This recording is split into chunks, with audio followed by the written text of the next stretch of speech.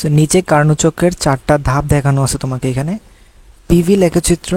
So Y অক্ষে আমাদের P এবং এক্স অক্ষে আমাদের ভি। এখানে এ বি, বিসি, সিডি এবং ডিএ এটা হচ্ছে 4টা ধাপ। সেই 4টা ধাপের এবি ধাপে তোমার কি পরিমাণ তাপ এই সিস্টেমে দেওয়া হয়েছে সে ভ্যালুটা দেওয়া আছে, এবং এবি পথের টেম্পারেচারটা দেওয়া আছে 1200 কেলভিন।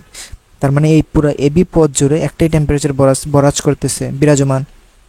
তাহলে আমাদের এবি যে প্রক্রিয়া সেটাকে আমরা বলতে পারি একটা সমস্য প্রক্রিয়া, ঠিক আছে। তারপর বিসি প্রক্রিয়া, সিডি প্রক্রিয়ার টেম্পারেচার আমাকে দিছে 650 কেলভিন। সো এই প্রক্রিয়াটাও আমাদের কি একটা সমস্য প্রক্রিয়া, কারণ পুরো পথ জুড়ে একটাই টেম্পারেচার বিরাজ করতেছে। ওকে, সো গ নাম্বারে আমাকে জিজ্ঞেস করছে কি উদ্দীপকে উল্লেখিত কার্নো ইঞ্জিনের দক্ষতা বের করো। সো যখনই আমাকে কার্নো ইঞ্জিন বলে, কার্নো ইঞ্জিনের দক্ষতাকে আমরা বের করতে পারি 1 - T2/T1। বাট সূত্রটাকে আমরা আরেকটু অ্যাকুরেটলি এরকমভাবে লিখব, 1 - উপরে হচ্ছে টি ল, নিচে হচ্ছে টি হাই। অর্থাৎ আমার উপরে হচ্ছে তাপ গ্রাহক এবং নিচে আমাদের হবে তাপ উৎসের যে টেম্পারেচার কেলভিন এককে সেই মানটা, ঠিক আছে। সো T1 T2 ভ্যালু দেওয়া যেহেতু আছে, তাহলে এটা দিয়ে আমরা এটা বের করতে পারবো এখানে।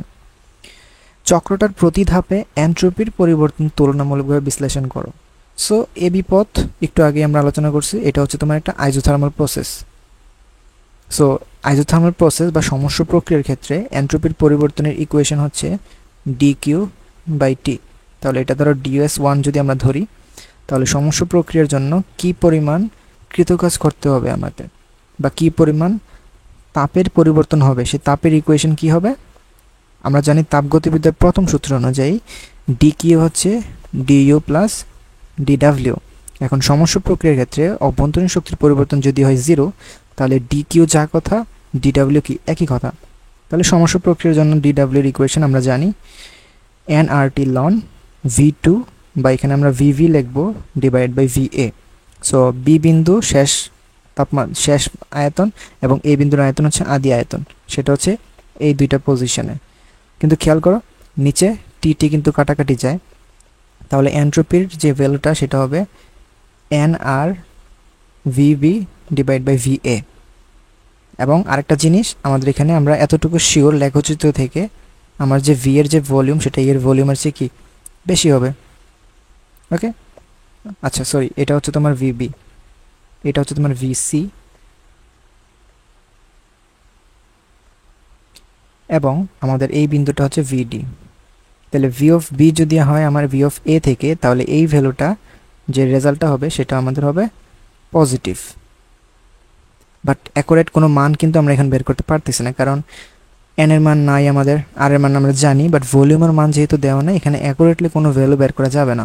হয়তো কোনো ইনফরমেশন এখানে ছিল যেগুলো দেয় নাই, বাট ওইগুলো আমাদের কনসার্ন না। আমাদের ম্যাথটা যেভাবে আসছে আমাদের পরীক্ষার হলে সেভাবে অ্যান্সার করে দিয়ে আসতে হবে যতটুকু সম্ভব।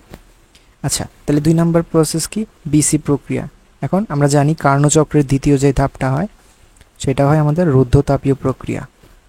সো রুদ্ধতাপীয় প্রক্রিয়া হচ্ছে ওই তাপ প্রক্রিয়া যেখানে তাপের পরিবর্তন হয় 0।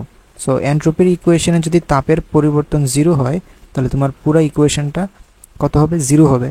তাহলে বিসি প্রক্রিয়া আমাদের এন্ট্রপির পরিবর্তন কত, 0। তারপর সিডি প্রক্রিয়ার জন্য আমরা জানি সিডি প্রক্রিয়া হচ্ছে সমস্য প্রক্রিয়া। তাহলে সিডি প্রক্রিয়ার জন্য একইভাবে ds3 এটা যদি বের করো সেটার ইকুয়েশন হবে nR T2 ln vd divide by vc, এবং নিচে হবে তোমার কত T2।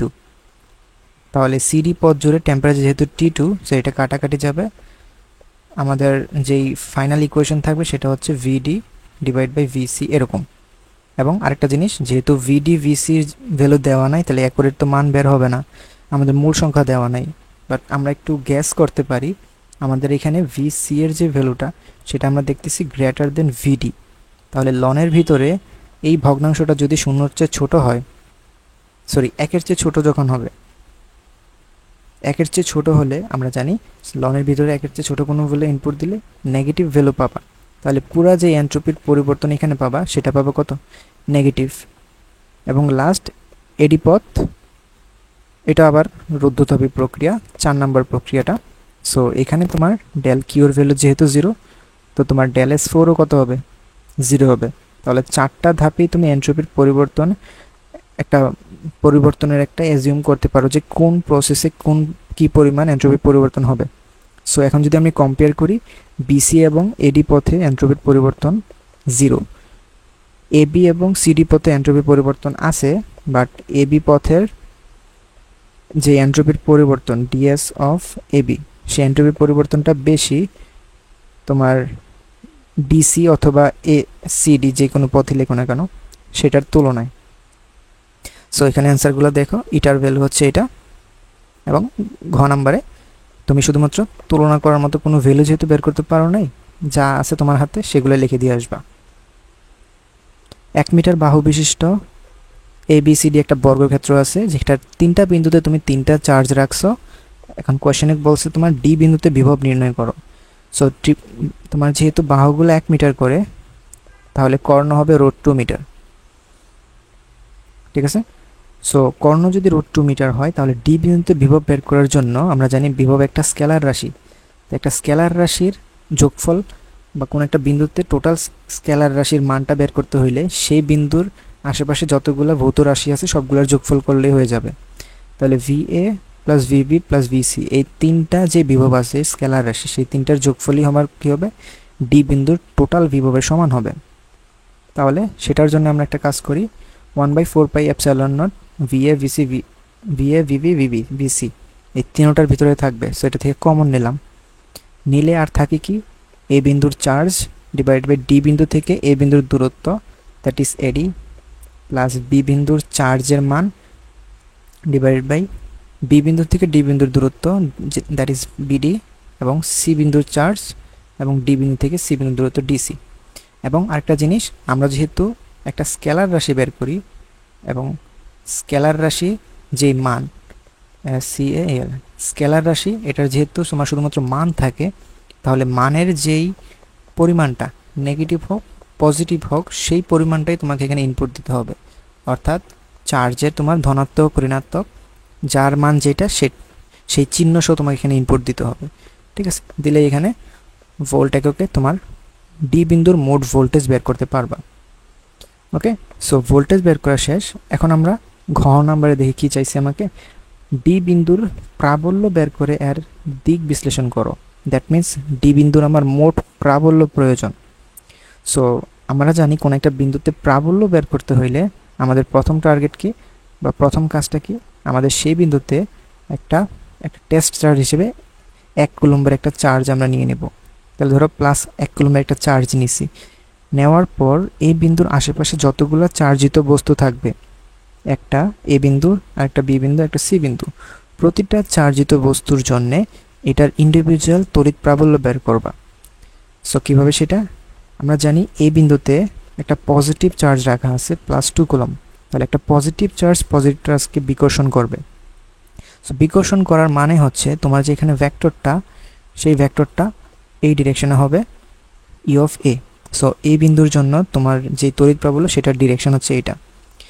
বি বিন্দুতে তোমার যে চার্জটা আছে সেই চার্জটা হচ্ছে নেগেটিভ চার্জ। আমরা জানি নেগেটিভ চার্জ ডি বিন্দুর পজিটিভ চার্জকে আকর্ষণ করবে এবং সে তার নিজের দিকে আকর্ষণ করবে। সো এই দিকে তোমার ভি থাকবে, এবং সি বিন্দুতে আছে তোমার একটা পজিটিভ চার্জ, সেটা ডি বিন্দুর পজিটিভ চার্জকে বিকর্ষণ করবে এবং এই সরলরেখা বরাবর দূরে ঠেলে দিবে। এটা হচ্ছে তোমার কি ই অফ সি। এখন এই তিনটার ভেক্টরের তোমার লব্ধি ভেক্টর বের করতে হবে। আচ্ছা, এখানে ভি অফ বি না, সরি, ই অফ বি হবে, কারণ তড়িৎ প্রাবল্য একটা ভেক্টর রাশি, এই কারণে তো এগুলার দিক সহ আমরা উল্লেখ করতেছি এখানে। তাহলে একটা কাজ করি, আমরা ই এ বের করি। ই এর যে পরিমাণ সেটা হচ্ছে 1/4πε0 কিউ ডিভাইড বাই আর। কিউর মান হচ্ছে 2 কুলম্ব এবং আর হচ্ছে তোমার 1 মিটার, আর স্কোয়ার। তাহলে এটা হবে তোমার 18 × 10⁹ নিউটন পার কুলম্ব। এবং সিমিলারলি ইসি যখন ক্যালকুলেট করবা দেখবা যে সারপ্রাইজিংলি এটাও তোমার কি একেবারে সমান মান আসতেছে, 18 × 10⁹ নিউটন পার কুলম্ব। তাহলে ই এ ভেক্টর এবং ইসি ভেক্টর, এই দুইটা ভেক্টরের মান কি সমান। তাহলে তিনটা ভেক্টরের লব্ধি বের করার জন্য আমরা একটা কাজ করি, প্রথমে এই দুইটা ভেক্টরের লব্ধি বের করি, সেই লব্ধিটার যে ডিরেকশন হবে সেই ডিরেকশনটা আগে আমরা বের করে ফেলি। এটাকে আমরা নাম দিলাম ই কিউ অফ 1। সেই ইকিউ অফ 1 কী হবে, দুইটা ভেক্টর ইএ এবং ইসি তাদের মধ্যকার কোণ হচ্ছে 90 ডিগ্রি, ফলে তোমার ইকিউ হবে √/ইএ স্কোয়ার প্লাস ইসি স্কোয়ার। ঠিক আছে, এটা ইকিউ বের হইলো এবং মানের সাথে এটার কোণ সহ বের করতে হবে। এই থিটা কত, ইসি এর সাথে কত অ্যাঙ্গেল কোণ তৈরি করবে সেটার মান হচ্ছে tan ইনভার্স ইএ এবং ইসি। এখন একটু আগে তো বের করলা ইএ ইসি দুইটা সমান, দুইটা যদি সমান হয় তাহলে থিটার মান এখানে কত ডিগ্রি হবে, 45 ডিগ্রি না? তাহলে তোমার যদি এই কোণটা হয় 45 ডিগ্রি, এখন আমরা জানি বর্গক্ষেত্রের ভিতরে যে কর্ণগুলা সেগুলোও তো 45 ডিগ্রি করে একটা আরেকটাকে ছেদ করবে কর্ণগুলা। তাহলে এই যে রেখাটা, সরল রেখাটা নিচের দিকে, এই যে ভেক্টরটা আরেকটা অবশিষ্ট রইল, এই ভেক্টরের সাথে তোমার ইকিউ1 যে ভেক্টরটা, ইকিউ1 এবং তোমার ইভি যে দুটো ভেক্টরটা, এই দুটো ভেক্টরের মধ্যেকার কোণ কত ডিগ্রি, 180 ডিগ্রি না? এখন দুইটা ভেক্টরের মধ্যেকার কোণ যখন 180 ডিগ্রি হয় তখন আমরা জানি লব্ধি আমরা কীভাবে বের করি, ই নেট বড়টা থেকে ছোটোটা। তাহলে এখানে বড় ভেক্টর কোনটা হবে কীভাবে বের করব, আগে আমরা আরেকটা কাজ করি, ইভি ভেক্টরটাও বের করি, 9 × 10⁹ Q/r²। সো আমরা স্কেলার রাশির ক্ষেত্রে ওই স্কেলারের মানের চিহ্নটা সহ নেই, বাট ভেক্টর রাশির ক্ষেত্রে সেই চিহ্নটা দিয়ে আমরা অ্যাকচুয়ালি তার দিক বুঝে ফেলি। যেমন এখানে তার অ্যারো চিহ্নগুলো দিয়ে এই চিহ্নটা ইউজ করছে অ্যারো চিহ্নটা ডিটারমাইন করতে, তাহলে সূত্রের ভিতরে আর সেই চিহ্নটা লেখার দরকার নেই। তাহলে √2/2² অর্থাৎ 9 × 10⁹ নিউটন পার কুলম। ঠিক আছে, তাহলে ইবির মান এবং ই নেট ইকিউ1 এর মানের ভিতরে যেটা বড় যেটা ছোট সেটার বিয়োগফলটাই হবে কি তোমার লব্ধির মান, বাট লব্ধির দিক কোনটা হবে, যেটা বড় এই দুইটার ভিতর থেকে যে দিকটা বড় সেই দিকে হবে লব্ধির মান। যদি ইকিউ1 হয় বড় ইবি থেকে, তাহলে লব্ধিটা তোমার কাজ করবে বি থেকে ডি যে সরলরেখা আছে সেই সরলরেখা বরাবর, এবং লব্ধি যদি তোমার ইবি বড় হয় তাহলে কাজ করবে বি থেকে বিবি বরাবর। ওকে, তাহলে বের করি আমরা এখন। সো গ নাম্বারে তুমি কর্ণের মান বের করলা এবং ভোল্টেজ বের করলা ডি বিন্দুর, এবং কিউবের মান নেগেটিভ, এটার মান পজিটিভ, এটার মান পজিটিভ, সো চিহ্ন সহ বসাইছো এখানে। বাট ঘ নাম্বারে আমরা কি করলাম, প্রথমে ইকিউ1 বের করলাম ইসি এবং ই এর মানের মাধ্যমে, যেটা আসলে এত, এবং ইভি যখন আমরা বের করলাম সেটার ক্ষেত্রে আমরা দেখলাম ইকিউ1 যেটা সেটা আমাদের বড় ইবির তুলনায়। সো এই বড় মান যেহেতু ইকিউ1, তাহলে তোমার বি থেকে ডি যে ভেক্টরটা আছে এই ভেক্টরের দিকেই অ্যাকচুয়ালি তোমার যে লব্ধির যে অ্যাঙ্গেলটা খেয়াল করো সেই অ্যাঙ্গেলেই কিন্তু। ঠিক আছে, তাহলে অ্যান্সার কি হবে, বিডি ভেক্টর বরাবর। সো 3 নাম্বারটা হচ্ছে তোমার এখানে একটা সার্কিট দেওয়া আছে, সেই সার্কিটের গ নাম্বারে আমাকে বলছে উদ্দীপকে উল্লিখিত বর্তনীর মূল প্রবাহ বের করো। সো বর্তনীর মূল প্রবাহ হচ্ছে তোমার ব্যাটারি থেকে যেই ভোল্টেজ যে কারেন্টটা সাপ্লাই হয়েছে সেই কারেন্টটা, সেটা কিভাবে করব, এটা একটা সিম্পল একটা সার্কিট, সেই সার্কিটে R1 R2 R3 তিনটা রেজিস্ট্যান্স আছে এবং একটা অভ্যন্তরীণ রোধ আছে। তিনটা রেজিস্ট্যান্স R1 এর সাথে সিরিজে আছে R2 এবং R3-র যে ভেক্টর তাদের প্যারালালের মান। সো এটা হচ্ছে আমাদের আর ইকুইভ্যালেন্ট যদি আমরা পাই তাহলে আই আমরা বের করব E/R ইকুইভ্যালেন্ট প্লাস অভ্যন্তরীণ রোধ। সো এখান থেকে আমাদের আয়ের মান বের হয়ে যাবে, বর্তনীর মূল প্রবাহ কত। ঘ নাম্বার আমাকে জিজ্ঞেস করছে যদিও যে R3 যে রোড রেজিস্ট্যান্সটা আছে এখানে 5 ওহম, এই 5 ওহমের সাথে তুমি আরও 5 ওহম একবার শ্রেণীতে যুক্ত করবা আরেকবার সমান্তরালে যুক্ত করলে কোন ক্ষেত্রে বর্তনীর মূল প্রবাহ বেশি হবে। সো দুইটা কেস একটাতে খেয়াল করো এরকম যে আমার যে R3টা সেটার সাথে আমরা যদি শ্রেণীতে এখানে আরও 5 ওহম যুক্ত করি তাহলে আমার পুরা যেই ক্যালকুলেশন সেখানে কোথায় চেঞ্জ আসতেছে।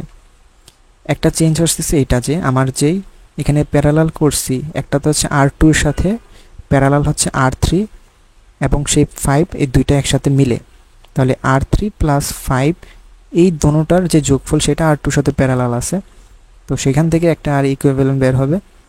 এবং সেকেন্ড যে কেস সেই কেসে আমাকে বলা আছে আমার R3-র যে মানটা সেটার সাথে প্যারালালে আমি যুক্ত করছি আর আরেকটা 5 ওহম, তো এটার সাথে প্যারালালে যুক্ত করা মানে হচ্ছে তুমি এখানে একটা 5 ওহমের একটা রেজিস্ট্যান্স যুক্ত করছো। সো তখন তোমার যে সার্কিটের চেঞ্জটা হবে সেটা হচ্ছে এরকম, R1 এর সাথে R2 R3 এবং 5 ওহম, এই তিনোটাই কিন্তু প্যারালালে আছে। সেটার জন্য একটা আর ইকুইভ্যালেন্ট বের করবা, এবং দুইটার ক্ষেত্রেই আমাদের আই এর যে ইকুয়েশন হবে e divided by r equivalent plus small r. ফলে আমরা দুইটার ক্ষেত্রে তুলনা করতে পারো কোনটার ক্ষেত্রে মূল প্রভাব বেশি হবে। ওকে, সো গ নাম্বারে আমাদের মোট কারেন্ট বের হইল 1 অ্যাম্পিয়ার, এবং ঘ নাম্বারে প্রথমে আমি তাকে শ্রেণীতে যুক্ত করার ফলে লব্ধি রেজিস্ট্যান্স পেলাম, তুল্যরোধ পাইলাম 12 ওহম, এবং কারেন্টের মান বের হলো এত। দ্বিতীয়তে আমি যখন সমান্তরালে যুক্ত করলাম তখন 6-এর সাথে বাকি তিনোটাই আমাদের সমান্তরালে আছে, যেটার তুল্যরোধ আসে এত, এবং এটাকে যখন কারেন্টের ইকুয়েশনে বসাবো তখন আমাদের কারেন্টের মানে আমরা দেখতে পেলাম যে আমাদের I2 এর যে ভ্যালুটা সেটা বড় হয় I1 এর তুলনায়। সো আলো ব্যতিচার পরীক্ষণে শিক্ষার্থীরা প্রথম দুইটি সুসংগত উৎস ব্যবহার করলো। সো যে দুইটাই উৎস ব্যবহার করছে সেই উৎস দুইটার তরঙ্গদৈর্ঘ্য সেম এবং তাদের দশাও সেম। ফলে এখানে ব্যতিচার সংঘটন হবে, এটা বুঝতে পারছো। ব্যতিচারের শর্ত কি? সমদশা হওয়া এবং সুসংগত উৎস হওয়া। ফলে তারা কি করলো, তাদের সামনে একটা পর্দা ছিল, সে পর্দায় মিলিত হয়, যেই বিন্দুতে মিলিত হয়েছে এখানে তো অনেকগুলো বিন্দুতে মিলিত হবে। সো ধরো র্যান্ডম একটা পজিশন নিলাম পি বিন্দু, সেই পি বিন্দুতে মিলিত হওয়ার জন্য তরঙ্গগুলো এটা একবার গেল, একটা তরঙ্গ গেল, আরেকটা তরঙ্গ এখানে গেছে। দুইটা তরঙ্গ ভিন্ন ভিন্ন পথ ট্রাভেল করবে, যেহেতু তাদের অতিক্রান্ত দূরত্ব ভিন্ন ভিন্ন, তাহলে তাদের পথের যে পার্থক্য ডেল্টা এক্স সেটা তোমাকে দেওয়া আছে 1100 আংস্ট্রম। গ নাম্বারে আমাকে বের করতে বলছে কি, উৎস থেকে নির্গত প্রতিটি ফোটনের শক্তি বের করো। সো আমরা জানি ফোটন মানে আলোর কণা, এবং আলোর কণার প্রতিটা আলোর কণার জন্য ফোটনের যে শক্তির মান সেটা সমান, এবং সেটা বের করা যায় প্লাঙ্কের ইকুয়েশন থেকে, এসি বাই ল্যামডা। সো এখানে সবগুলো ভ্যালুই আমরা জানি, ল্যামডার মান 5500 আংস্ট্রম। সো এটা বসাইলে আমাদের ল্যামডা বের হবে। বাট আমাকে ঘ নাম্বারে কি বলছে, ঘ নাম্বারে তোমাকে বলছে যে শিক্ষার্থীরা উক্ত পরীক্ষণে কোন ধরনের ব্যতিচার লক্ষ্য করছে সেটা বের করতে হবে, এবং লাস্টে তোমাকে বলছে শিক্ষার্থীরা অবজারভেশন করে দেখতে পাইলো যে তরঙ্গদ্বয়ের পথ পার্থক্য দেওয়া আছে 1100 আংস্ট্রম। তোমার এই সেট আপের আর কোনো ইনফরমেশন কিন্তু দেওয়া নাই, যে তোমার চিরদ্বয়ের মধ্যকার দূরত্ব কত, ক্যাপিটাল ডি কত, এগুলো কিছুই দেওয়া নাই। যেহেতু একমাত্র উপায় হচ্ছে তোমার এই যে ডেল্টা এক্স সেটা বের করা। তো ডেল্টা এক্স হচ্ছে পথ পার্থক্য। আমরা জানি পথ পার্থক্যের সাথে কোন ধরনের ব্যতিচার তৈরি হবে সেটার একটা সম্পর্ক আছে। সম্পর্কটা কেমন?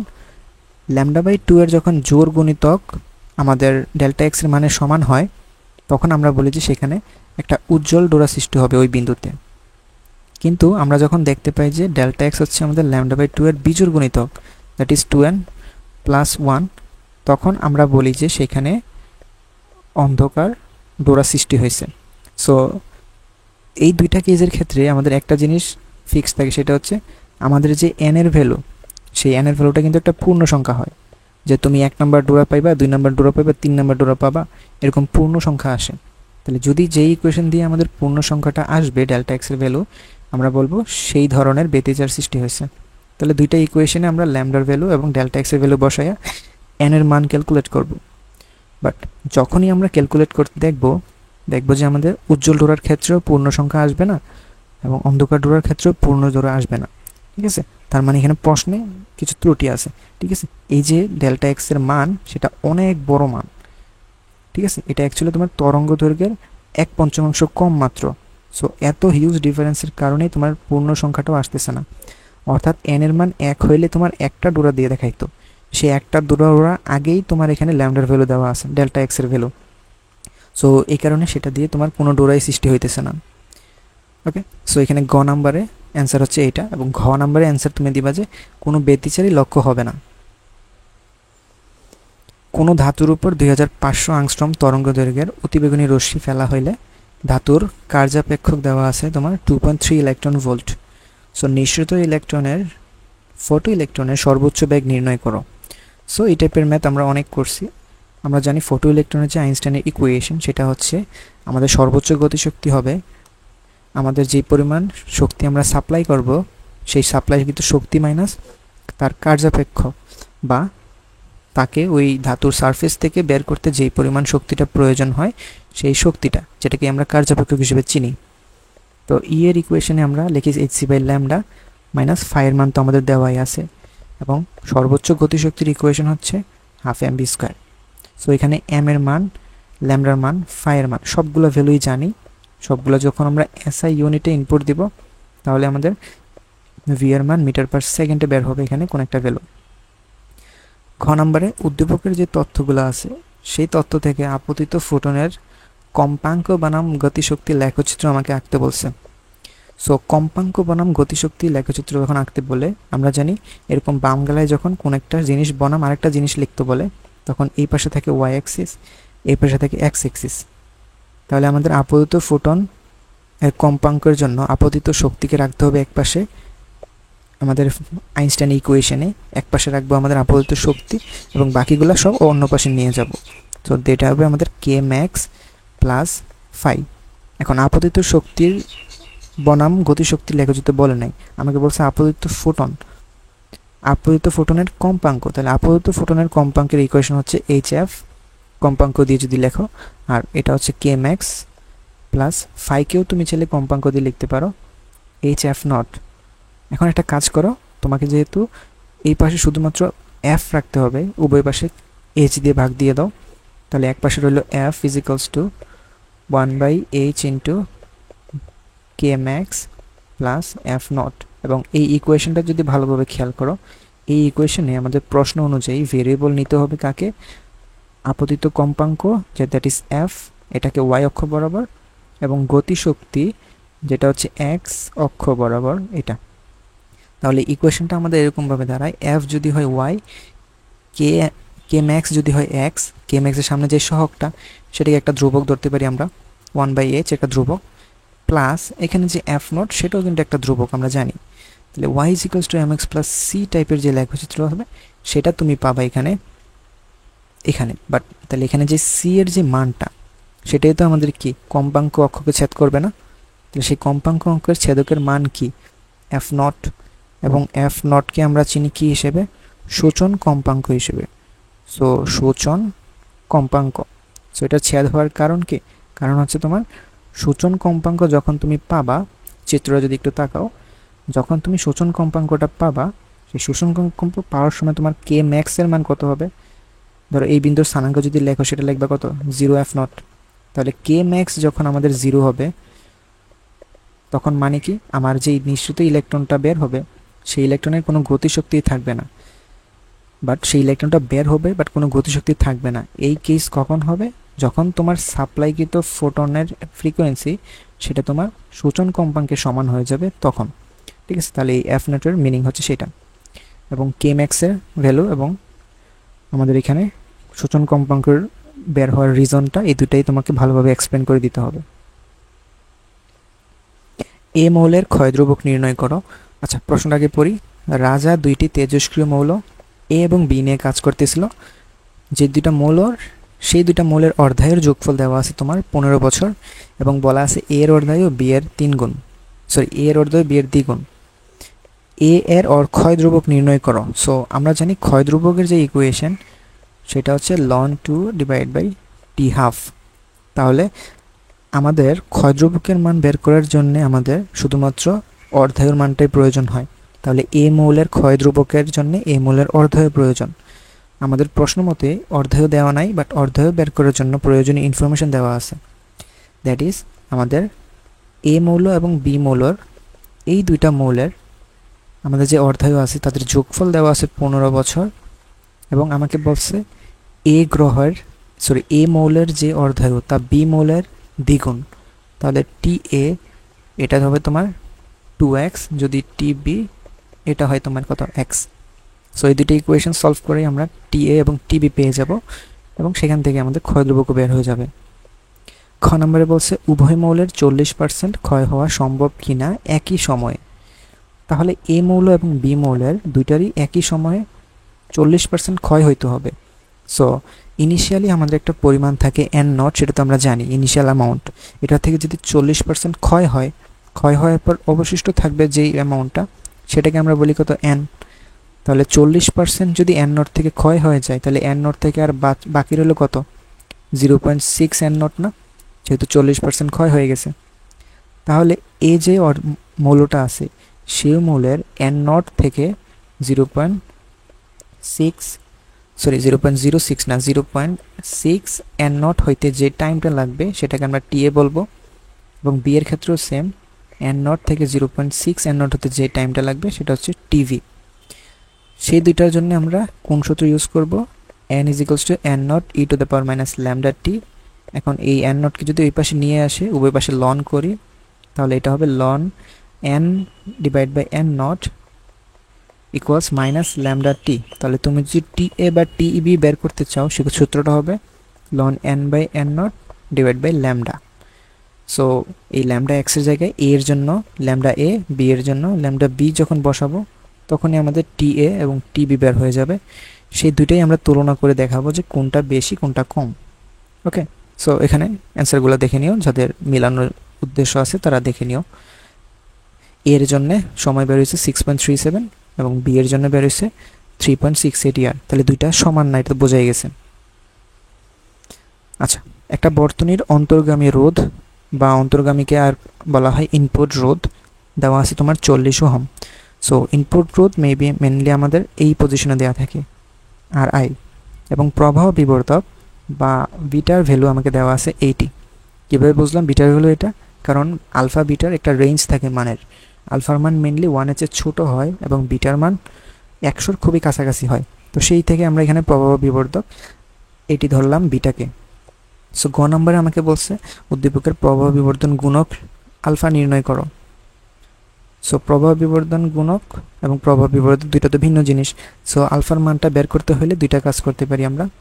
এক তো হচ্ছে আমাদের আইসি বাই আইই, এই ইকুয়েশন দিয়ে আমরা করতে পারি, অথবা আলফার মান বিটার মাধ্যমেও বের করতে পারি।